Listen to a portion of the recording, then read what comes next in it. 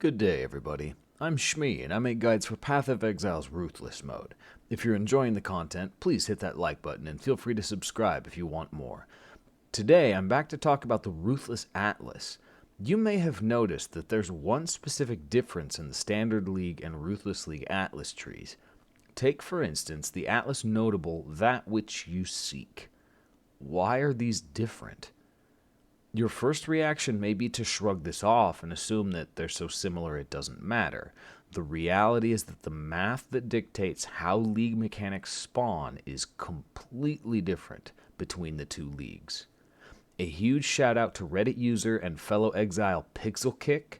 Their research is why we know these things about the Ruthless Atlas, so thank you, buddy, because you just made me realize that I bricked my Atlas. Crap. In fairness, I already knew how it worked, but you made me realize just how bad it was. You see, in Standard League, each league mechanic that is not part of the base game has an inherent 8% chance to spawn. Taking passives like That Which You Seek will increase the chance to encounter, say, a Mirror of Delirium each time you open a map.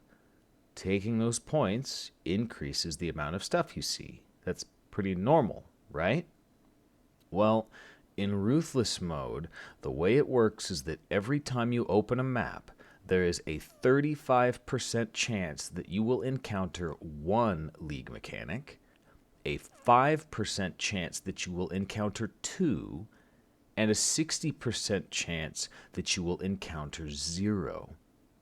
We also know, because it was announced in the Trial of the Ancestors patch notes, that these percentages fluctuate with the map tier, but we don't know by how much.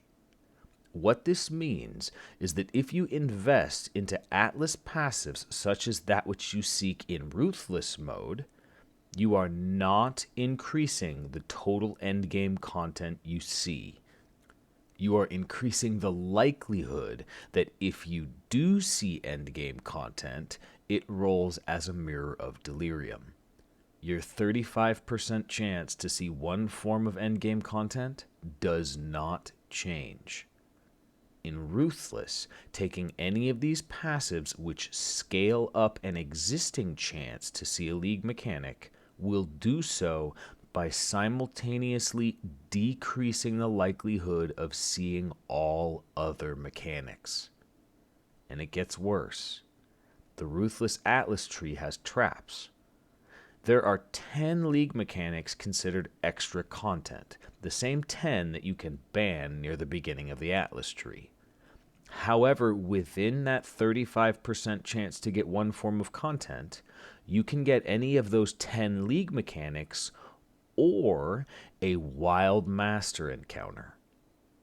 If you open a map using a mission for a given master, then also succeed in your roll to see content, but roll to encounter the same master, your roll will whiff and you will lose out on endgame content, effectively wasting a mission. What's worse, you won't even know what happened. This means that all Ruthless players should take the Stream of Consciousness keystone. Otherwise, each non-Kurok mission that you use will slightly decrease the total amount of endgame content that you see. If you don't have Stream of Consciousness, investing into any master missions and actually using them will be an invisible, self-punishing decrease of your endgame content. There is one bit of good news here for anyone who specifically wants to engage with those random master missions. If you have Stream of Consciousness, banning league mechanics will actually increase the amount of endgame content you see. Do you remember that 35% chance to encounter one form of extra content? Well, hypothetically, if you were to ban all 10 league mechanics, that would then mean you have a 35% chance to either encounter or get a mission for one of the random non-Kurok masters. There's an exploitable edge there, but I would need to do more testing before I could recommend a real strategy. What we know comes down to 3 big points. First, taking any Atlas points which scale up the chance to encounter league content will not increase the total amount of content you see. If it says additional percentage or plus 1% chance, then it will. But the ones that say a percentage increased chance will not.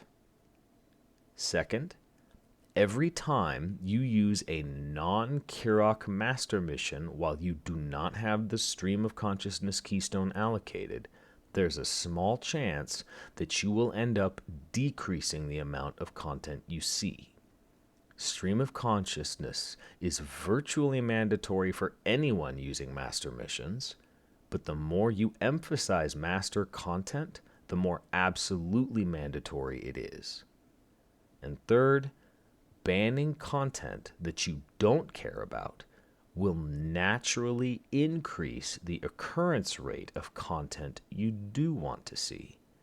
It won't change the total amount of content. Banning content will also significantly increase the amount of master missions and encounters that you get. The Ruthless Atlas tree inherently rewards you for banning things. Remember that. Now, when I said earlier that pixxelkick made me realize that I'd bricked my Atlas, I was being a bit dramatic.